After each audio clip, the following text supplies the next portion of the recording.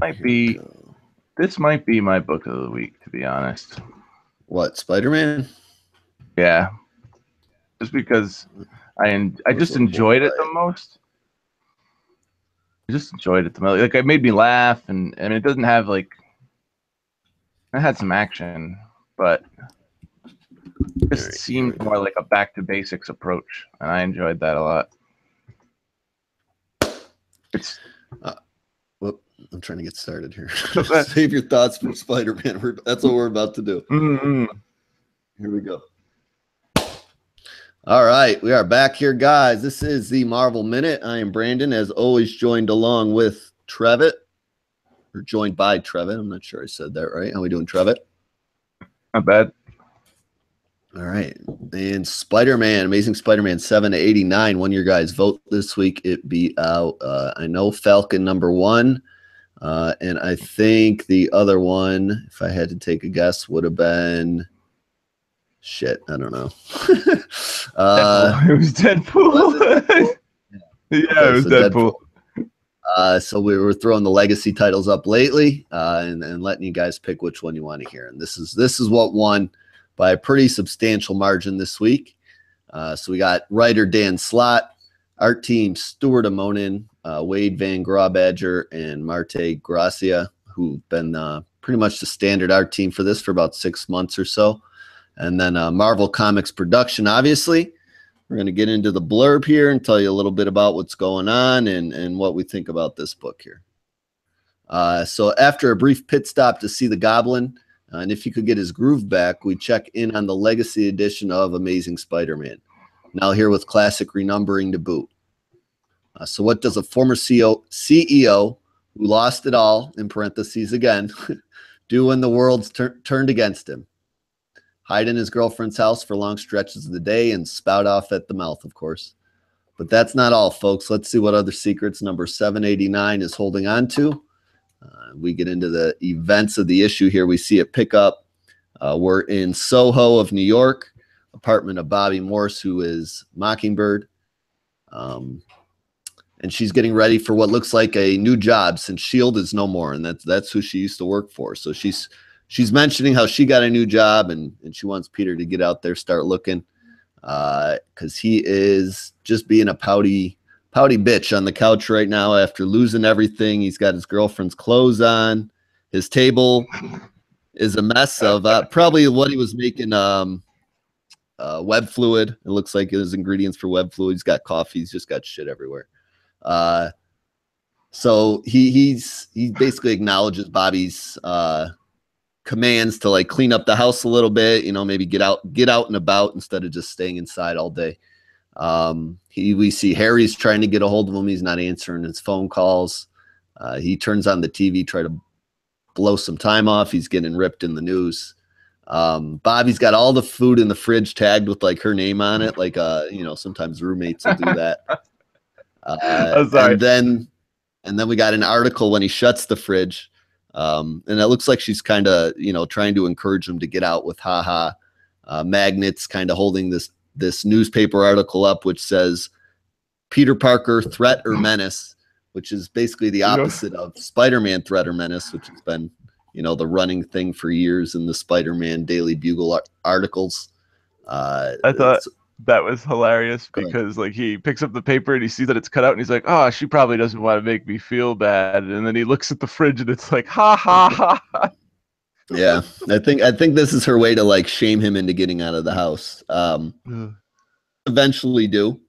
Before we check in on Peter doing all that, we check in on Harry, who we see trying to call Peter again.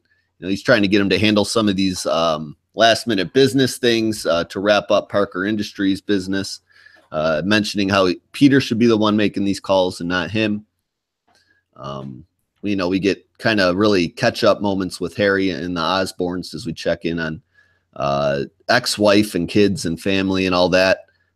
When the kids leave the room with, I don't know, I think that's the nanny or the grandma or somebody. Nanny.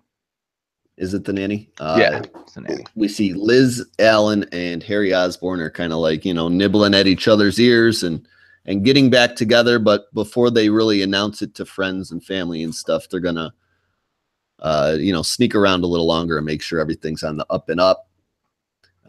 We get a hint about where the story's going a little later with them mentioning Flash has a surprise party later that night, and how, they'll both be there. They don't want it to be awkward because, they're kind of together again, but nobody knows. So that kind of gets all brought up. And we're just kind of hopping around here as we go next to the Daily Bugle. I was going to say Daily Planet. Daily Bugle. As Peter walks in and he kind of just starts shouting off at the mouth. He's looking for Joe Robertson because he's the one that wrote the article that Peter saw hot on the fridge by Bobby. So he's kind of a little pissed off. He confronts his old buddy, his old pal, and says, how could you write this shit about me? And then Robbie, it's his nickname, kind of, he sets him straight, lets him know that he's in over his head, that he wasn't ready to take the reins of a global company, let millions of, workers and investors and people who bought the products around the world down. And, Peter kind of acknowledges how that is kind of all right, despite some of the good things he did, like stop the carrion virus, and I don't know what else they did. They had webware. They had, he stopped the invasion of Samaria or Simcaria. Simcaria, yeah. For what's Silver Sable. So he did do some good things, but there's some boners mixed in there. And that's basically what Robbie says he wrote about, just your inexperience hurts you. So Peter takes his medicine. He decides to start walking out of the building when he catches a glimpse of, just out of his side eye, this science article being written about something Pim's done, and how he basically is able to dumb it down for just general people to understand instead of this science nerd who was just probably using big words and confusing everybody. So that kind of intrigues Robbie as he sees Peter on his way stumbling out of the office. He runs into Betty. Betty mentions Flash's surprise party to help Peter take his mind off all this nonsense going on. I can help you in a minute. Yes. When I'm done. Okay. It's been off for 3 days. What do you need it right now for? I will put it on. You have to give me a second to finish up. Okay. McKenna, come on, go. No, I'm not doing it right now. Jesus Christ, fucking kids. So let's see. Betty informs Pete of the surprise party. Now she's gonna cry through the rest of this. Out on the streets of New York. That's why I locked my door. I got my nephew here. Yeah, no, I'm home alone. I can't really lock her out. So back on the streets of New York, Peter starts getting noticed by just general citizens who've bought his shit, invested in his company, probably worked for him. He gets chased down the road, probably about to be assaulted by these people. I don't know what they're after him for. It's the only thing I could think of. What are they going to do when they catch him? Yeah, I know. That's what I'm saying. Are you just going to take the $5 he has in his wallet? It's not like he has any money left. I don't know what you're mugging for. Broke. Yeah, you're mugging a poor. It's like beating up a homeless dude. You know what I'm saying? Yeah, he is homeless, Yeah, he's living at his girlfriend's place. He don't got no money because all the food has names on it in his fridge. He's really just down and out right now. These people are trying to, I guess, beat him down. He escapes down an alley and just climbs up a wall, Spider-Man style, to hide out from them. And these people are just looking around like, where did he go? One of those situations going on. And it looks like he was on his, I don't know, he ends up stumbling into, at least from the outside, kind of sneaking around at Flash's party. Sees people kind of just, in general talking about him and his misfortune at this moment in time, and doesn't really feel like entertaining any of that conversation. So before anybody even notices he's there, he really dips out. And this party is just a who's who of all the Spider-Man supporting cast throughout the years. You got the Horizon Lab workers. You got Mary Jane, Aunt May, Flash, Harry, Liz, Betty. Everyone's there. Everybody who is anybody in the early Spider-Man universe is kind of here at this party, and Peter won't entertain it. So you get the gist there of really what kind of mood he's in. Just doesn't want to deal with anybody feeling sorry for him, feeling pity, until he kind of gets back on his feet, it looks like.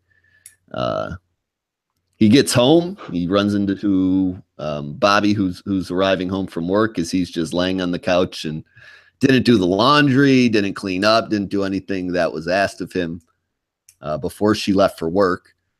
So it looks like Chuck's dirty laundry in his face, but it's a Spidey costume, and she got her clothes on pretty damn quick. But she's like, let's go out and about.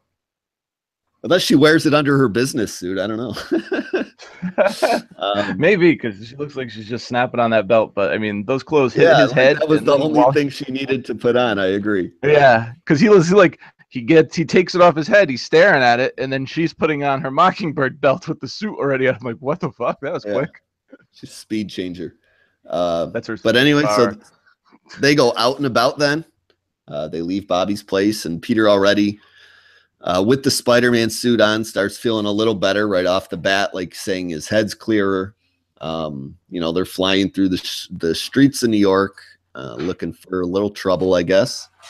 And they run into some trouble in the form of Johnny Horton, who is the Griffin. And he brings up how he was in the Dark Force Dome and just doing whatever the hell he wanted. Do you remember seeing him in any of the tie-ins? No, I don't remember seeing him. Okay, ever. There was another point. Yeah, there was another thing they mentioned at some point, and I don't remember if it was in this book, and I'll bring it up later, or it was in another book I read. They bring up something that happened like in the Dark Force Dome. Oh, it's Harry and Liz saying that's how they kind of got back together when that thing went up. Oh, yeah, because they were locked down together. Yeah, but that doesn't make sense because Harry was in fucking Japan with Peter, or Tokyo, or wherever the fuck he was. Remember? Was he? I don't remember him being there. I know Aunt May was. Yeah, Aunt May was, but Harry was on that rooftop when Silver Sable was firing the bullet at Goblin. Remember? I don't remember that. I'm gonna have to go back and look at that. So we got a continuity here. Issues ago.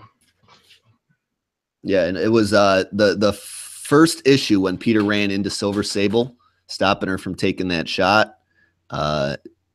When they were all at that party. So unless he got back and then got stuck in the dome, I don't know where that one takes place. But regardless, that's how they keep mentioning things that happen in the Dark Force Dome. And Griffin was just running wild, basically. So he's attacking an empanada truck, not like a bank. He's not stealing money or anything. He mentions how he's just cutting out the middleman. I love the reasoning. Yeah. The source of just stealing food now instead of stealing money to buy food. I thought that was something like, well, he's basically got a point there, I guess. To steal everything he needs instead of stealing money to buy everything he needs is what he's getting at. So Peter and I want to say Mockingjay for some reason, Mockingbird, go downstairs to. I go downstairs. This kid is fucking up my flow here today. Give me 5 minutes. I'm almost done. Okay, please go color. So they start fighting Griffin, trying to stop him from hijacking this empanada truck, really ruining it. People at first are pissed at Spider-Man, like just shunning him because he worked for Parker Industries, basically as a bodyguard. And as this fight goes on, they kind of keep taking turns sneaking up on a distracted Griffin. So first Peter gets flung out of the way, and while he gets flung out of the way, Mockingbird shocks him. Then Mockingbird gets flung out of the way, and Peter comes up from the backside. Griffin decides to just say, screw all this fighting. I'm going to pick up this empanada truck and throw it at you. Peter catches it, and the dude who owns the truck mentions how, this is all I have. Don't let it get destroyed. So Griffin takes this opportunity to try to squish this truck down on top of Peter from the panel. It looks like that's what he's trying to do. As Peter looks like he's getting crushed under it. And Mockingbird, this is my favorite part. Mockingbird pulls one of these moves. I imagine she slides under his legs while this is going on and uses her electric batons, taser batons, to shock him in the balls. That's what goes on here, right? Yeah. He's like, I can't believe you did that. She's like, please, everything's still in the same place. And that ends that fight. And the crowd, just in general, kind of turns in Spider-Man's favor because he manages to save an empanada truck without it being destroyed. I mean, that's the gist of how he gets everyone to love him. The guy offers because he saved someone's. It's because of what he said about saving the business, you know. Yeah. He's his livelihood. Gets offered free empanadas for life. Empanadas are delicious. We have them at they are Mexican delicious. place around here. I would take that offer in a heartbeat. Yeah. I got in trouble once because we had this thing in high school, like this cultural thing where everybody brought in food from their culture, and this kid in my class brought in all the empanadas, and he had them, and I ate them all before he could bring them to it. So everybody got so fucking pissed at me. They were so good. I've never had empanadas before then. Like, I couldn't leave. Yeah, they're like a dessert thing at this one place that we have Mexican around here for. And you can get either apple, cherry, or blueberry. And the only ones they ever have left are fucking blueberry because they're trash, and the other two are awesome. Yeah. But I personally like apple, cherry, blueberry if I had to rate them. So I usually end up eating a blueberry, but blueberries aren't my favorite. They're kind of sour to me. But anyway, we wrap up this story. Stop talking about food here. We we get back to Bobby's apartment after they've shocked Griffin in the balls, probably got him locked away in jail. And Bobby decides to offer Peter what looks to be a Coke with her name on it. I don't know what else. It's either a beer or a Coke. You know what I'm saying? It's like a red can. I think it's a Coke. So it's either a Budweiser or a Coca-Cola. Those are the two red cans that immediately come to mind. It's got that one little little swoosh thing that Coke cans have usually under the name. Yeah. I would go with Coke too. Yeah, if there was a crown on it, I would say it's Budweiser. But they chug their drink, kind of share a smile, and start making out. So I don't know if Bobby's only down with Peter when he's like upbeat Spider-Man and is well, you know, she's only down with Peter as Spider-Man and not really up for dealing with him when he's mopey Parker. But yeah, they share a kiss and it says to be continued, and we get the legacy pages, which I don't know, just essentially recap one of the most popular origin stories with a few updated beats, I guess. Because they got, I don't know, is that Ironheart, Daredevil? There's like a random collection of people on top of just people Peter deals with all the time at the very end of that legacy. Yeah, I think that's Iron Man, but the helmet's ugly as fuck. Yeah, it's drawn Iron Man helmet by far. But yeah, as far as buy, borrow, or forget goes, overall, I love the art in this issue. The art was fantastic. So, because Monin wasn't on the last, definitely not the last issue, maybe not the last couple. I'm not sure really, but no, he was. This was what he was obviously off doing. He wasn't on the Goblin issue. Somebody else was. Not on the Goblin issue. Yeah, Greg Smallwood did that one. Yeah. So he was able to take his time, and you can tell in this issue the paneling is cool. You know, the action looks great. Kind of some of my beef with what his art was obviously just from the story taking place in China at night mostly, because New York daytime stuff all looks fantastic, and the lighting and everything looks great. So art is awesome. Harry wasn't there, but I checked it out. Where at the gala? In Japan. Were they in Japan or China? My bad. Shanghai. They were in China. Yeah, they were in China. Yeah, he was. I downloaded them and checked it out. Well, all right. Well, I'll check that out later too, because I'm pretty sure he was there. Anyway, the story was just kind of reintroducing you to everybody that Peter deals with, his current situation with them right now. You know, if you didn't know, he was kind of flirting around with Bobby, you know now, by the end of this story. So it's really a good jumping on point for anybody interested in following Spider-Man. You know, you got the end of Parker Industries, what Peter's getting into. Really not a whole lot of action in the book. Towards the end, you get a throwaway fight with Griffin, which was entertaining and funny. But overall, I would say it's a borrow. It depends how you feel about Spider-Man. If you've been a longtime reader of Spider-Man, there's really not anything that happens you didn't know about. You know, I'm excited for where it's going and when he eventually seems to get a job at the Bugle and stuff and how all that falls into place. But I don't know, as far as Mopey Peter goes, that was just kind of a little bit of a downer. I don't know. I just wanted a little more from the legacy. You don't know where the overall story is going aside from just Peter maybe getting a job at this new place. And there's not really like hints as to what he's going to be dealing with, unless you're reading solicits far ahead. You know what I'm saying? So that's the one thing that disappointed me. They gave you that preview page at the end. Preview page. Oh yeah, well, the solicit stuff about what he's going to be entertaining. But as far as the story goes, they like didn't address or hint at any threads they'd kind of pick up in the future. So yeah, unless you look at the preview page, you don't know where it's really going aside from Peter entertaining a new line of work, which makes it just a general borrow for me with awesome goddamn art. I really am on board with the Monin now on the title. It took a while to get over Ramos. I really miss Ramos on the title. I'm not a big fan. But anyway, what'd you think? I really loved the art. I thought it was pretty funny when he's sitting on the couch wearing that shirt that everybody made a big fuss over in the Mockingbird title that asked me about my feminist agenda shirt. I died laughing when I turned that page and saw that when I first read it. I know. I don't. It must be a regular T-shirt, because if that's I mean, the way that fit Bobby on that Mockingbird cover, I don't think Peter would be. No, that's her shirt. You know what I'm saying? Like, it would be fat guy in a little coat type thing. That's her shirt, because he's like, don't blame me, it's your shirt. Like when she's talking shit about weird, because he doesn't have any laundry.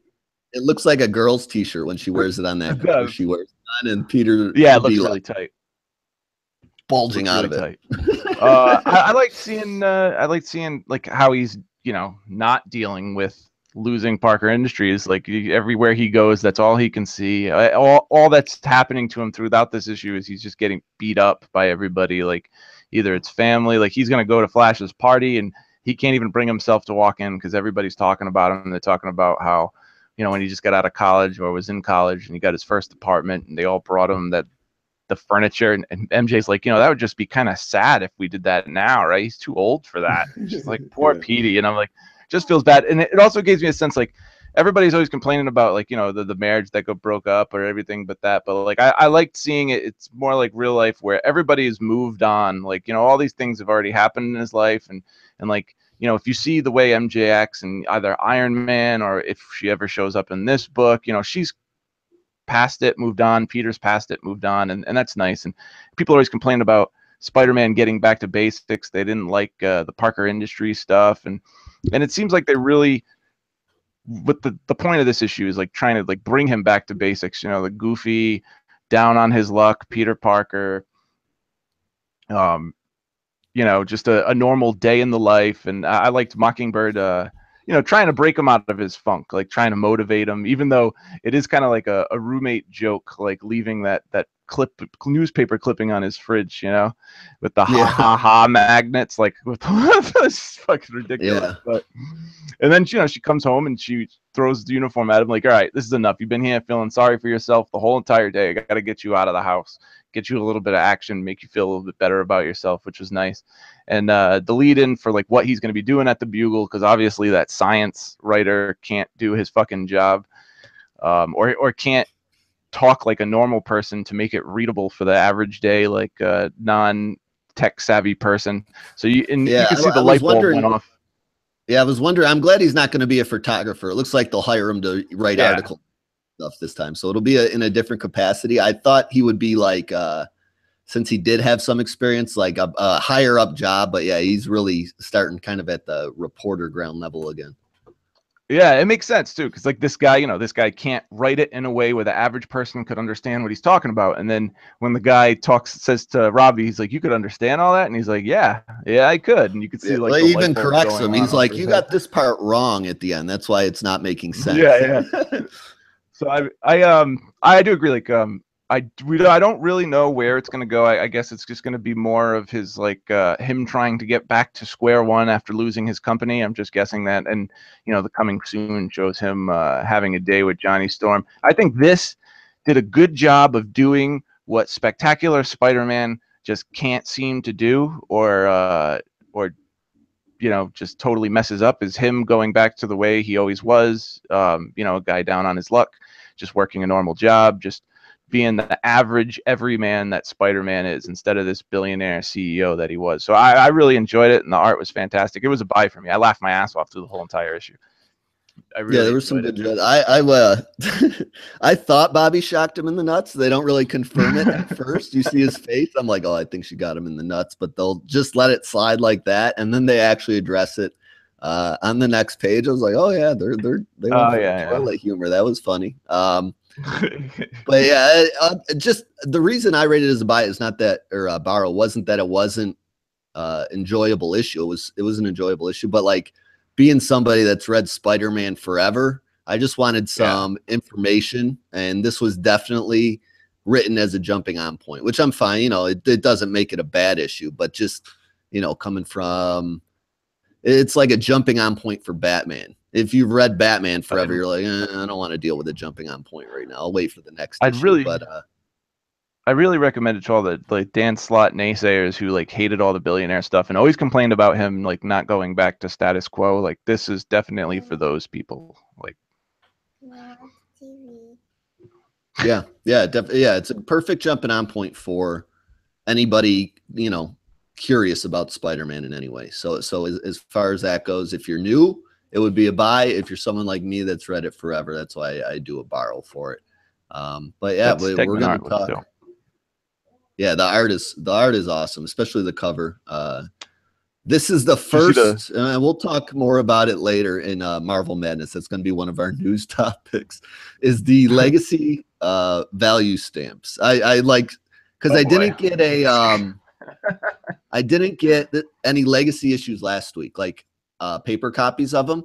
So I didn't see them last week. So this is the first week that I saw one, and I was so curious about what the hell the purpose of them is. They're mildly big. They're like twice the size of a normal postage stamp, but you don't stick them anywhere. I don't know what you do with them. Apparently, like, part of the digital code works with another app, and they're like a sticker on the app, so it's just like a way to collect them, I guess.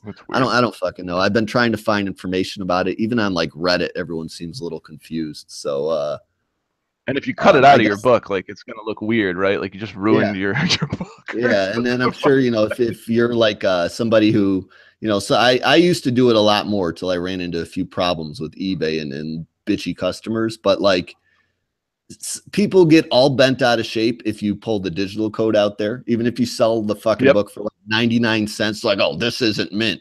I'm like, dude, you bought it for $1.